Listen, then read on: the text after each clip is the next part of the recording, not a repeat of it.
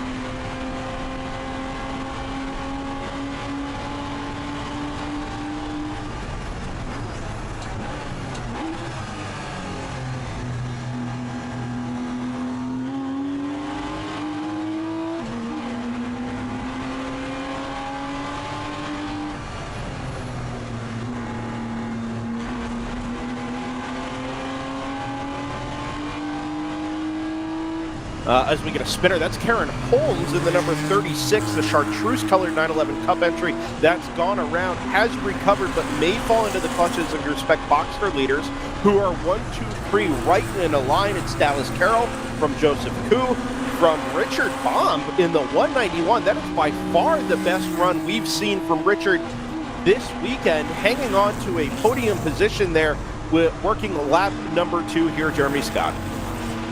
Yeah, Baum with a great run so far in the Spec Boxster class as they work their way up and over the hill so far. It's been interesting to see how these drivers have been really trying their best at getting up there, getting up to the front, and trying to make something happen throughout, especially the first 2 races. Now that we've got no more races to worry about, they're basically free to make something happen all around. Of course, Baum with a 3rd place yesterday. He goes to the inside right there. Nice little pass as the battle for second heats up.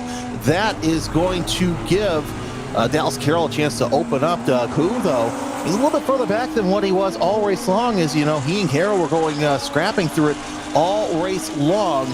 And both races really, but now we're starting to see Carroll kind of open up because of that battle for second. However, he's still got Richard Baum all over his back bumper. Yeah, Baum, as you said, picked up a 3rd place finish yesterday, but he didn't, let's say, factor into the lead battle the way he is right now. As we get Trygve Isaacson sending it around the outside, super late on the brakes, takes that really long arc into the Andretti hairpin, and is able to get the position number 4 from Ken Johnston in that white and green number 777. Let's see if Trygve has anything to say about the lead trio up there at the moment. Remember, the more that they battle and the more that Richard Baum kind of plays the spoiler role compared to the race we saw yesterday, the more it's going to allow Trygve Isaacson, who now has all that clear road in front of him, to start to work up to the back of Joseph Koo in that number 6. It was a good pass from Richard Baum, and I think just at the moment, that lead trio seems to have found its race pace. Clear air is going to be best for Dallas Carroll and the number 106 out in front, but at least as things stand, they all seem to be right in that same pace bracket in the 143s and 144s. As you saw right there, Carroll going a little wide, Baum taking a tighter entry there, or exit I should say. And Trygve, you know, hanging around the top 10 all season long, just one DNS, and that was at Button Willow, number 1. Didn't run Utah or the Rose Cup, but still a best finish of 4th so far this season in race number 1 at Thunderhill. See if he can kind of replicate that finish. But the more that your top 3 are running nose to tail, Carroll, Baum, and Koo, I think that that's going to give a chance for Isaacson to kind of close in on that battle for the lead. Of course, they might be scrapping here shortly, or either that, most likely, they're probably just, you know, gapping the field so they can scrap each other. Now, remember, this is timed, and here comes Koo to the inside, and gonna make it a nice tight battle between he and Richard Baum through the Andretti hairpin. They're still side by side, as Baum's gonna have the advantage going into turn 3. That's exactly the line that you want to be, but they're still gonna go side by side, little bit the closest. Baum makes contact with Koo. Koo's going to go off into the gravel. We had a feeling that that was going to end in tears. Yeah, it was good battling through the Andretti hairpin. I don't know if I have an opinion on whether or not Baum should have conceded on the way into turn number 3, or if Koo came across the nose into that right-hander. In either case, it sure looked like there was just enough contact made there to send Joseph Koo off the road and out towards the tire barrier, able to collect the car without hitting anything other than, obviously, the car-to-car contact. Dallas Carroll loves that, though, because he looks in his rear-view mirror, and now he has car lanes back to that orange number 191 of Richard Baum. Worth noting, by the way, the last lap, the number 777 of Ken Johnston lost 4 spots in one go, ran a 1 minute 50 and fell from P4 all the way back to P8, and was going to have it all to do to try and catch back up to, well, the position he was in up inside the top 5.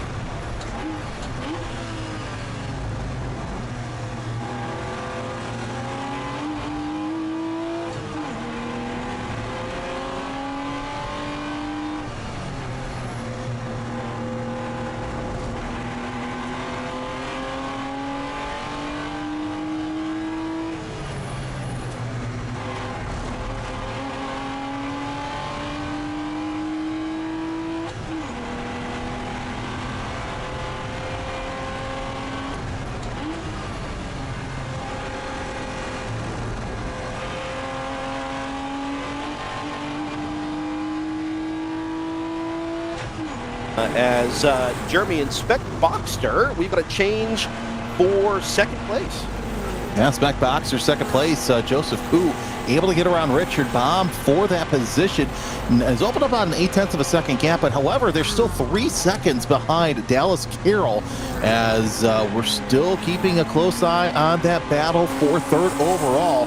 And Brendan, I've got to say this. I always love to point out to those who are watching, who are trying to learn the art of racing, this battle right here is an absolute masterclass in how to defend your position without blocking illegally.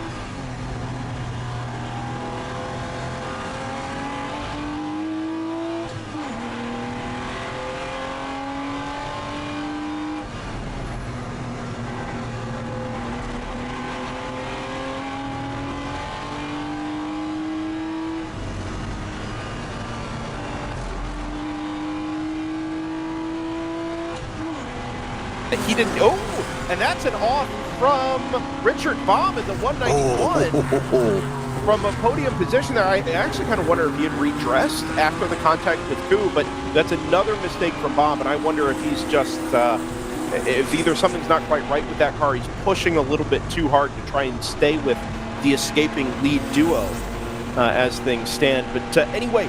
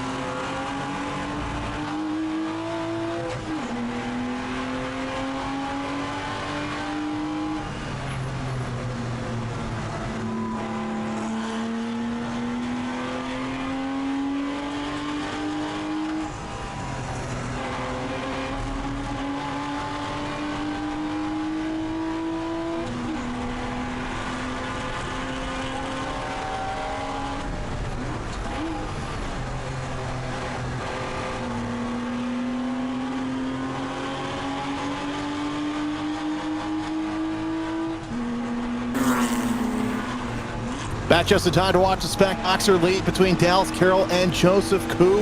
You saw it all happen during the commercial break as they worked their way towards the corkscrew. Jeremy Scott, Brendan Kazmarek, and Brendan, this has been a battle that we were expecting to brew all throughout the race. Now they work their way through, and I thought they were doing everything but making contact there, both Koo and Carroll. Only just, Jeremy, as Koo is going to show the nose on Carroll on the way into Rainy Curve there at turn number 9. Again, not able to get the move actually done, and that's probably the third time we've seen it just on this lap, as Koo has caught the back of Carroll after his, let's say, run-ins with Richard Baum there, back there in the number 191, the back of your shot. But this is the battle we saw all day yesterday, Jeremy, certainly in the afternoon race, wasn't it? It's Koo and Carroll back and forth.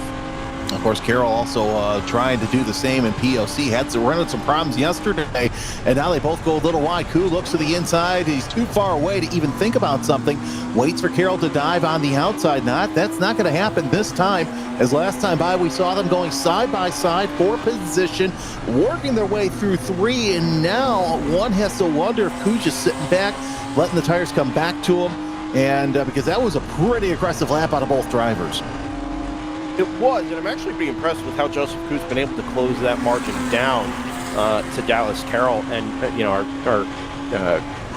that's a nice dive to the inside. Holy cow! As Koo tucks right back in line with Carroll, and I don't think that's going to be over yet, Brendan. I think they're going to make their way to the corkscrew just like that.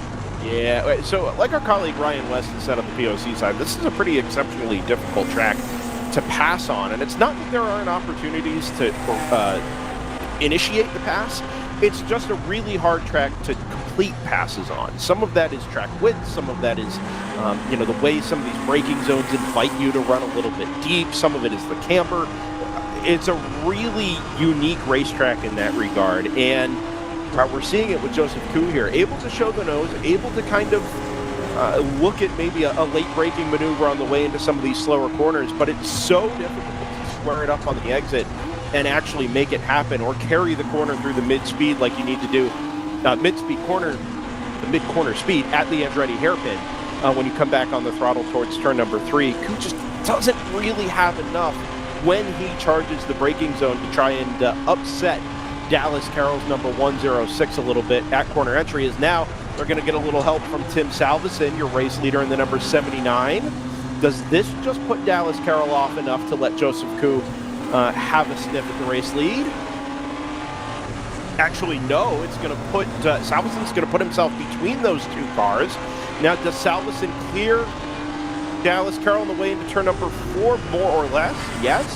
And they're now going to have to contend with Mark Krigler in the number 204. Man, Krigler having to flash his lights and going left, going right as he tries to make his way around. He gets one, and if I'm Koo, I'm closing in on Krigler because he's going to open up a hole. Opens it up on the wrong place, so for Koo to make any sort of advantage, we'll see if that kind of backs up Carroll into Koo as they work their way out of 5 into 6, and now up the Ray Hall straight. We'll see them next time by as they come through the corkscrew. There's your overall leader, Tim Salveson. Krigler closing in. That was a fun battle as well last time out. So we'll see if that decides to develop again. But there's your Spec Boxster leaders making their way out of Rainy Curve and down the hill through turn 9, and now setting up for turn number 10. It's about a 1 to 2 car length gap that Carroll has over Koo.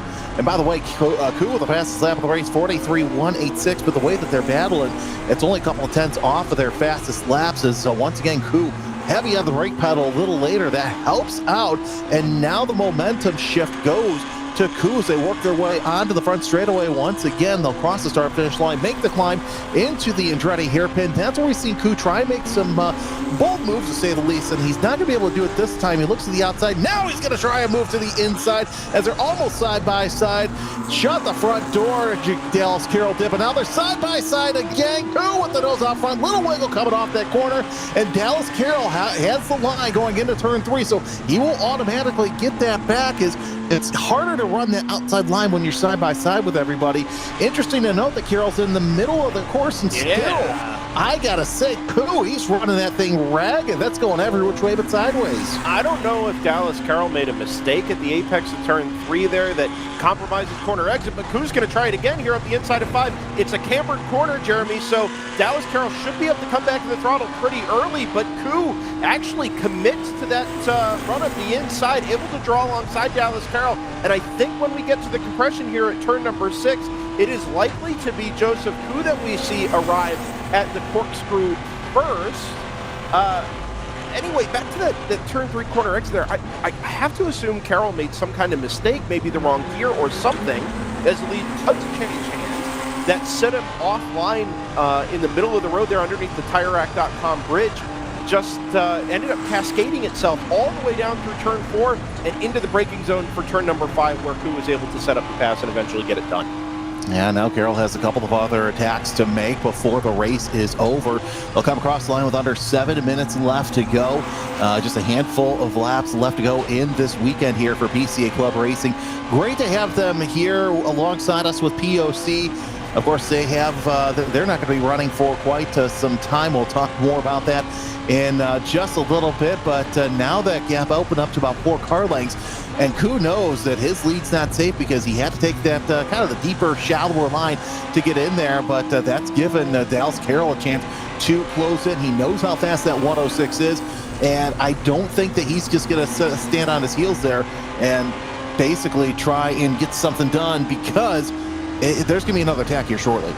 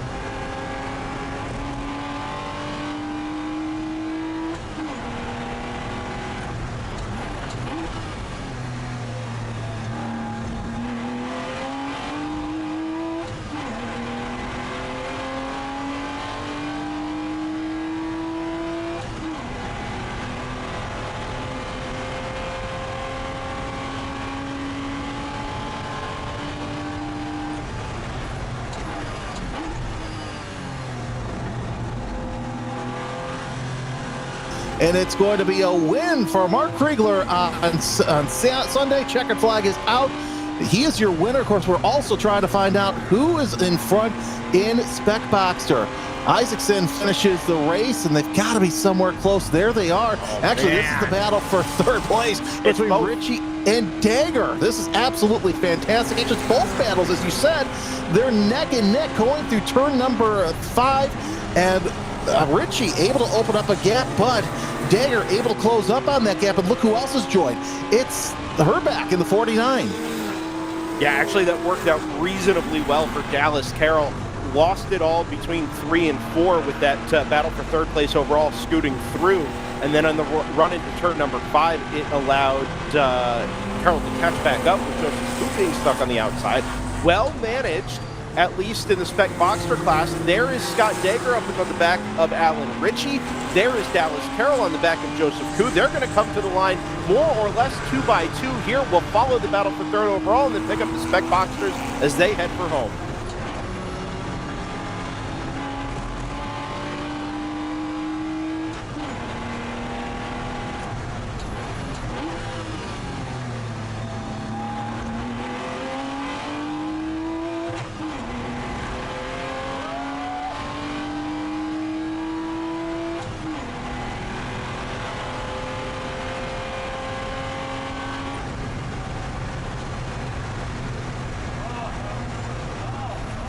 Spec Boxster lead.